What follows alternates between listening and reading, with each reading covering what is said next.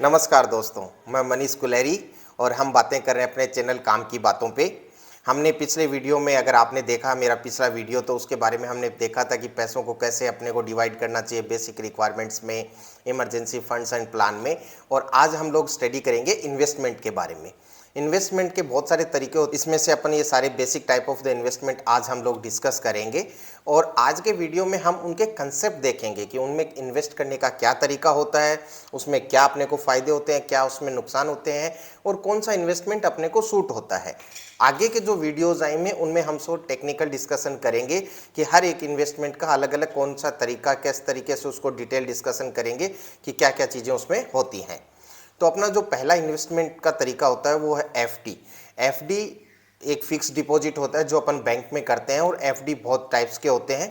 उसके बारे में मैंने डिस्क्रिप्शन में हमारा पिछला वीडियो का लिंक ऐड किया है, आप वहां जाके प्लीज़ वो वीडियो देखिए। उससे आपको फ़ायदा ये होगा कि नेक्स्ट टाइम जब भी आप बैंक जा रहे हैं तब आप एफडी बनाने से पहले वो वीडियो में आपको नॉलेज रहेगा कि कौन सा एफडी आपको ज़्यादा बेनिफिशियल रहता है।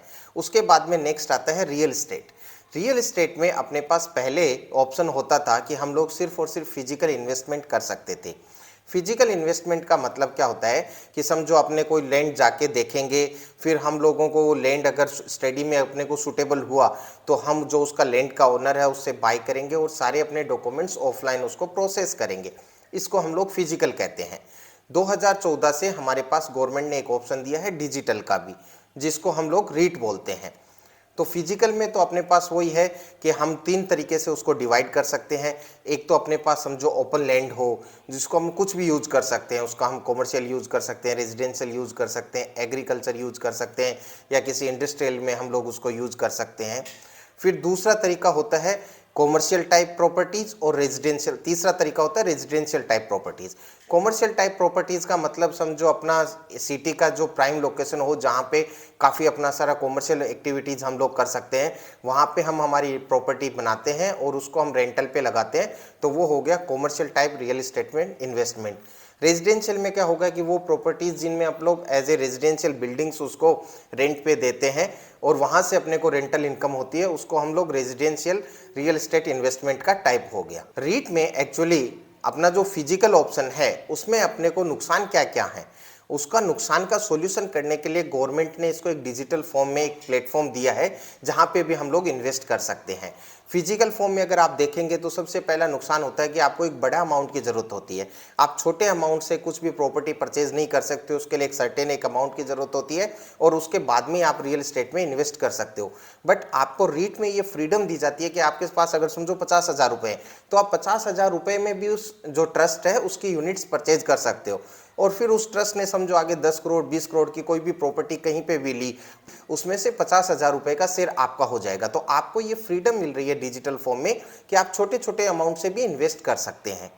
दूसरी फिजिकल में क्या प्रॉब्लम थी कि हमारे साथ धोखाधड़ी होने के बहुत ज़्यादा चांसेस थे। कई बार समझो उस ज़मीन के बारे में अपने लोगों ने अच्छे से स्टडी नहीं किया हो, उस पर कोई डिस्प्यूट चल रहा हो, उस पर कोई केस हो, या किसी गवर्नमेंट एरिया है उसके अंदर आ रही हो, तो ये सारे धोखाधड़ी या फिर जो हम लोग डॉक्यूमेंट्स कर रहे हैं उसमें हमारे साथ चीटिंग हो जाए, 2 या 3 बार उसी एक ही प्रॉपर्टी के डॉक्यूमेंट्स बन जाए, उन सब का सॉल्यूशन क्या है कि ये डिजिटल फॉर्म में ट्रस्ट है, जो एक ऑर्गेनाइजेशन होता है, वो पूरे के पूरे डॉक्यूमेंट्स देखता है और उसमें बहुत सारे एक्सपर्ट रहते हैं, तो जहां वहां पे अपने साथ चीटिंग होने के चांसेस बहुत कम होते हैं। रीट का फुल फॉर्म होता है real estate investment trust. Government ने 2014 में हमें एक प्लेटफॉर्म दिया जिसमें वो लोगों ने एक ऑर्गेनाइजेशन बना। जो रीट होती है वो एज ए ट्रस्ट काम करती है, वो एज ए कंपनी कभी भी काम नहीं कर सकती। और रीट के जो काफ़ी सारे रूल्स होते हैं, जैसे पहला रूल हो गया कि उसकी जो यूनिट्स है एज ए शेयर हम लोग ट्रेड कर सकते हैं सेबी के प्लेटफॉर्म पे। उसमें दूसरा ये रहता है कि वो जो ट्रस्ट है वो 80% सिर्फ और सिर्फ ऐसी प्रॉपर्टी में इन्वेस्ट कर सकता है जिससे रेंटल इनकम या तो आ रही हो या फिर उसके ज़्यादा कुछ बेनिफिट्स हो, लाइक वो अंडर कंस्ट्रक्शन कंपनी में वो इन्वेस्ट नहीं कर सकता। तो अपन जो भी पैसा उसमें इन्वेस्ट करेंगे वो इमीडिएटली ऐसी प्रॉपर्टी में जाएगा जिससे रिटर्न हमें उसी टाइम मिले। दूसरा, रीट का सबसे अच्छा फायदा अपने को क्या मिलता है कि उस ट्रस्ट में जो भी इनकम होती है सालाना, उसका 90% वो एज ए डिविडेंड हमें रिटर्न करते हैं। तो समझो आपने इन्वेस्ट लगाया, जैसे ही आपने इन्वेस्ट किया रीट के अंदर, वो उसी टाइम से आपकी इनकम स्टार्ट हो जाएगी। उसके बाद में हो सकता है कि कई ट्रस्ट आपको 6 महीने पे डिविडेंड देते हैं, कई आपको 12 महीने पे डिविडेंड देते हैं, तो उसकी जो भी इनकम रहेगी उससे आपको डिविडेंड मिलेगा। या समझो कि ट्रस्ट ने कभी कोई प्रॉपर्टी सेल की, तो उसका जो आपका शेयर होता है वो शेयर आपको एज ए डिविडेंड के तौर पे मिल जाएगा। तीसरा, इसमें जब आप शेयर मार्केट की तरह ट्रीट करते हो तो उसकी जो यूनिट रेट होती है, अगर समझो यूनिट रेट है उसकी प्राइस इंक्रीज हो गई तो वो भी आपको एज ए बेनिफिट्स मिलेगा। तो ये सारे फायदे अपने रीट के होते हैं। इसके बारे में हम लोग डिटेल स्टडी करेंगे अगले वीडियो में। उसके बाद में नेक्स्ट आता है गोल्ड। गोल्ड में 5-6 तरीके से हम लोग गोल्ड में इन्वेस्ट कर सकते हैं। जैसे एक ज्वेलरी के फॉर्म में हम गोल्ड में इन्वेस्ट कर सकते हैं।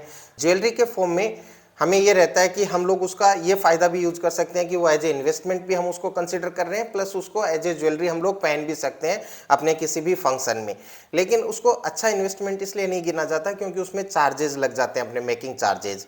तो वो वहाँ पे अपने को मेकिंग चार्जेस, जो अपना इन्वेस्टमेंट अमाउंट है उसमें से वो कम हो जाएगा। एक्चुअल गोल्ड अमाउंट है वो इन्वेस्टमेंट कम रहता है उसमें।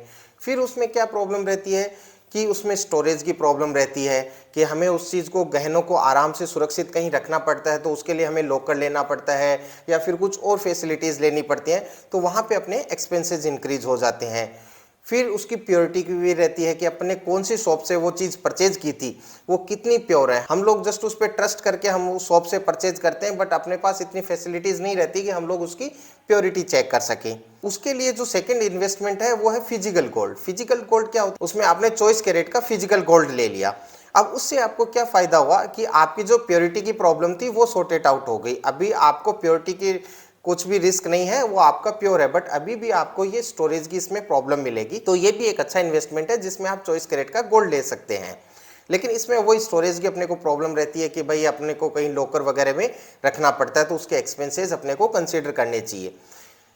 स्टोरेज की फैसिलिटी का सॉल्यूशन है डिजिटल गोल्ड। डिजिटल गोल्ड में हम लोगों को स्टोर करने की कोई टेंशन नहीं रहती। काफ़ी सारे प्लेटफॉर्म है जहां से हम लोग गोल्ड को एज ए डिजिटल परचेज कर सकते हैं। वहां से हम लोग कितना गोल्ड परचेज करना चाहें वो हम लोग परचेज कर लेते हैं और हम उसके ओनर रहते हैं। उनका स्टोरेज वहां पे कंपनी अपने सेंट्रल स्टोर में रखती है। जब हमें अगर अपनी ज़रूरत हुई तभी हम डिलीवरी लेते हैं, वरना अपने को स्टोरेज में उसमें टेंशन करने की ज़रूरत नहीं रहती। लेकिन वो सारे एक्सपेंसेस कंपनी अपने से ही चार्ज करती है। तो जनरली जो गोल्ड आप परचेज करते हो मार्केट में, उससे 5 से 6% के एक्स्ट्रा उसकी प्राइजेज आपको मिलेंगी डिजिटल गोल्ड में। फिर उसके बाद में आप इसको, अगर इसमें आप चार्जेस का ऑप्शन देखें तो आपको एक ऑप्शन मिलता है ईटीएफ का। ईटीएफ में क्या होता है कि बहुत सारी कंपनियां रहती हैं जो कंपनियां गोल्ड में डील करती हैं, उनके शेयर्स को हम एज ए बकेट उसको परचेज कर सकते हैं, जिसको ईटीएफ हम लोग बोलते हैं। इसके बारे में डिटेल स्टडी अपन बाद में करेंगे। बट ईटीएफ में आपको फायदा क्या रहता है कि जो इनके चार्जेस रहते हैं 0.5 to 0.8% के बीच में रहते हैं, जो काफ़ी मिनिमम चार्जेस हैं, और आप इनको कभी भी ट्रेड कर सकते हो। तो जो इसमें लिक्विडिटी होती है वो भी बहुत अच्छी होती है कि जब भी आपको पैसों की जरूरत होती है तो आप इसको इमीडिएटली लिक्विडेट कर सकते हो। उसके बाद में कई म्यूचुअल फंड्स भी होते हैं जो गोल्ड में डील करते हैं, तो हम जो गोल्ड म्यूचुअल फंड्स हैं उनमें भी हम हमारा इन्वेस्ट कर सकते हैं। उसके चार्जेस भी ज़्यादा नहीं रहते, 0.5% से लेके 1% के बीच में रहते हैं, तो वो भी अपना एक अच्छा इन्वेस्टमेंट का तरीका है। तीसरा एक होता है कि गवर्नमेंट है वो भी अपने को बॉन्ड्स देती है, जिसको सॉवरेन गोल्ड बॉन्ड बोलते हैं, एसजीबी अपन उसको बोलते हैं। वहाँ पे भी आपको क्या फ़ायदा होता है कि गवर्नमेंट आपको ये गोल्ड का इंटरेस्ट भी देती है 2.5%, और जितने साल का बॉन्ड होता है, समझो आपका ये 7 साल का बॉन्ड हुआ, तो 7 साल के बाद में जो भी आपका उस टाइम गोल्ड का जो रेट होएगा उसके हिसाब से आपको मेच्योर अमाउंट भी उसमें मिल जाएगा। तो ये भी आपके पास एक अच्छा ऑप्शन है। गवर्नमेंट 4 से 6 बार इसको साल में लेके आती है और हम लोग इसमें से परचेज कर सकते हैं। नेक्स्ट गोल्ड के बाद में आता है बॉन्ड्स। बॉन्ड को समझने के लिए हम आपको एक एग्जांपल देते हैं कंपनी का। समझो एक कंपनी है, उसको पैसों की जरूरत है अपना बिजनेस आगे बढ़ाने के लिए, तो उस टाइम वो पैसे, उसको 3 तरीके से पैसे मिल सकते हैं। या तो अपना शेयर मार्केट में जाए और अपनी कंपनियों के शेयर को वहाँ पे लिस्टेड करे और उससे वो पैसा अर्न कर सकती है। सेकेंड ऑप्शन होता है कि वो बैंक में जाए और बैंक से वो लोन ले ले और उससे अपना बिजनेस वो ग्रो कर सकती है। तीसरा ऑप्शन होता है बॉन्ड ऑप्शंस। कंपनी उसमें अगर बैंक से कई बार कंपनी को लोन नहीं मिलता तो वो अपना बॉन्ड लेके आती है। बॉन्ड में क्या करती है कंपनी कि अपने जो भी एसेट्स हैं उसको एज ए मॉर्गेज वहाँ पे रखती है और उसमें एक फिक्स इंटरेस्ट रेट रहता है और वो फिक्स इंटरेस्ट रेट पे अपने को बॉन्ड देती है। तो समझो कि आप किसी कंपनी का बॉन्ड रिलीज हुआ तो आप वहाँ से बॉन्ड परचेज कर सकते हो और उसमें 9 से 10% के बीच में या जो भी कंपनी के टर्म्स होते हैं उसके हिसाब से आपको इंटरेस्ट उसमें मिलेगा। और उसके में भी बॉन्ड के 2-3 तरीके होते हैं, जैसे आपको वो जो इंटरेस्ट है वो एक साथ जो लास्ट में जितने साल का आपका मेच्योरिटी पीरियड है उस मेच्योरिटी पीरियड पे एक साथ मिलेगा, या फिर अगर ये नॉन कम्युलेटिव इंटरेस्ट रेट है तो आपको एक सर्टेन पीरियड के बाद में आपको इंटरेस्ट मिलता रहेगा। तो बॉन्ड भी एक अच्छा और लो रिस्क इन्वेस्टमेंट है। बॉन्ड में आपको रिस्क इसलिए कम रहती है क्योंकि कंपनी के एसेट्स उससे लिंक्ड रहते हैं। तो अगर वो समझो खुदा न खास्ता कल अगर कंपनी, तो बैंक क्या करेगी कि जो कंपनी के एसेट्स हैं उनको सेल करके और वो पैसों से अपने को अपना पैसा रिटर्न कर देगी। बॉन्ड एक लो रिस्क इन्वेस्टमेंट होता है। फिर उसके बाद में नेक्स्ट आता है यूलिप। यूलिप का फुल फॉर्म होता है यूनिट लिंक्ड इन्वेस्टमेंट प्लान्स। इसमें क्या होता है कि आपको एक लाइफ इंश्योरेंस प्लान दिया जाता है जो इन्वेस्टमेंट के साथ में लिंक्ड होता है। तो आपका जो अमाउंट जो आप दोगे, समझो आपने 1000 रुपये या 2000 रुपये का मंथली या फिर 20,000 रुपये का सालाना आपने यूलिप किया, तो वो आपको क्या होगा कि वो 20,000 रुपये में से 1000-2000 रुपये वो जो अपना इंश्योरेंस पॉलिसी है उसमें जाएगा, टर्म इंश्योरेंस में, और बाकी जो अमाउंट होता है वो आपका इन्वेस्टमेंट में जाएगा। इसमें एक सर्टेन पीरियड के लिए समझो कि आपका 5 साल का लॉक इन पीरियड हो गया, तो 5 साल के बाद में जो भी आपका इन्वेस्टमेंट इन लोगों ने शेयर मार्केट में इक्विटी में लगाया था वहाँ से जो अमाउंट इनको मिलेगा वो आपको अमाउंट रिटर्न कर देंगे, और वो सर्टेन पीरियड के लिए वो 5 साल के लिए आपको लाइफ इंश्योरेंस भी देते हैं।